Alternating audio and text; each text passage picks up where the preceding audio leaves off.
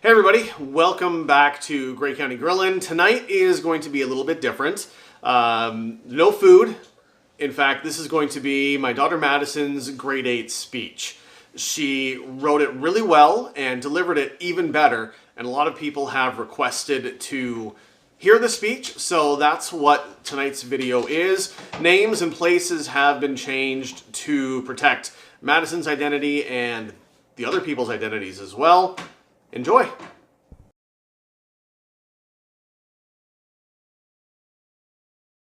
Fact: 62% of all foster children are age 14 and under. Fact: 23% of children in foster care struggle with school, and 19% struggle with depression.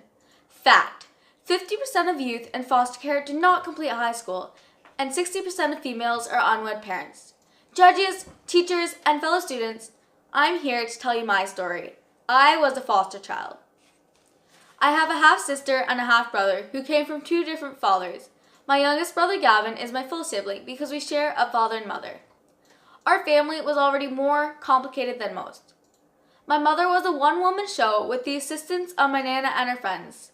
My father was never really in the picture except to make more issues on top of my mother's lack of parental care.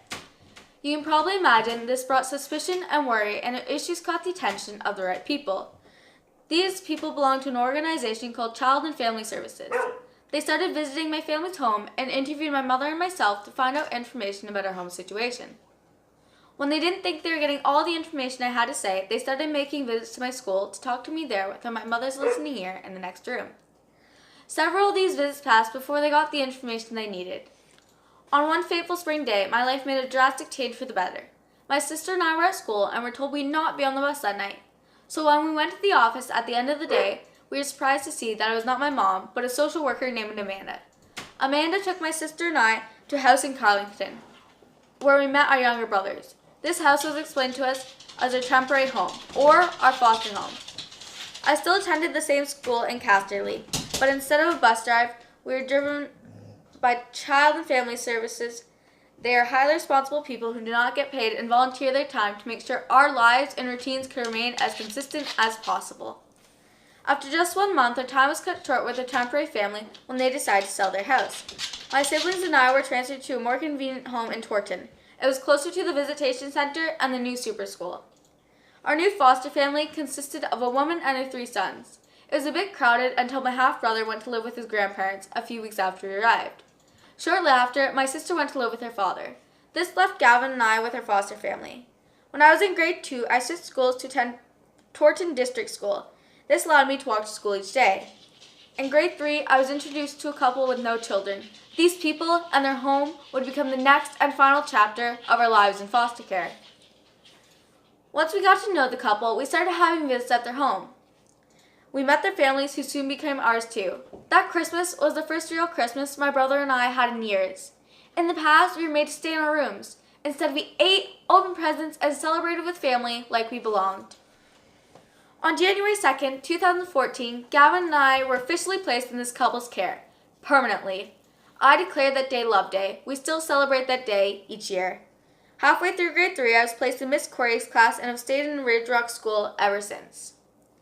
On June 9th, 2016, Gavin and I were excitedly told we were going to be adopted on June 20th, 2016. With excitement and love, June 20th came in no time. My new family and I hopped in a limo to the courthouse in Boxfair while I was adopted at 11:32, 1 minute before Gavin. Although my story has ended well, many kids in foster care still struggle. I would like to share some foster care statistics. Did you know that foster children have an increased risk of mental issues, eating disorders, suicidal thoughts, drug use, and teenage pregnancy? These kids do not get the attention and love they need. They are attracted to kids that make the wrong decisions because it is the easiest way to fit in. If people gave the compliments and encouragement they need, I think everything would be different. What you can do to help. You support a foster kid. If you want to help kids in tight situations, you become a foster family or even an adoptive family. If you'd like more information, you can go to your agency service in your city. If you ever see a child with family issues, please call with your concerns. You can save a child from becoming a statistic. Because showing a kid in foster care that you're there for them, that you support them, that you care about their future, can make a huge difference in their lives. My name is Madison. and I will not be a statistic.